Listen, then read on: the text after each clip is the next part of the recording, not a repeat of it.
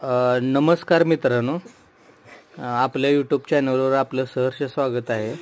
हे अंडी मी का हातात धरलेत, ही अंडी 21 दिवस झालं कोंबडी खाली ठेवलेली, पण आम्ही चेक केलं, लाईट म्हणजे असं टॉर्चच्या साहाय्याने चेक केलं आम्ही, पण ही खाली आहेत अंडी, ह्याच्यात कोणतंही पिल्लू वगैरे काय बनलेलं नाही। मग आपण हे फोडून बघणार आहोत काय झालं, नेमकं काय झालं, काय प्रॉब्लेम झाला।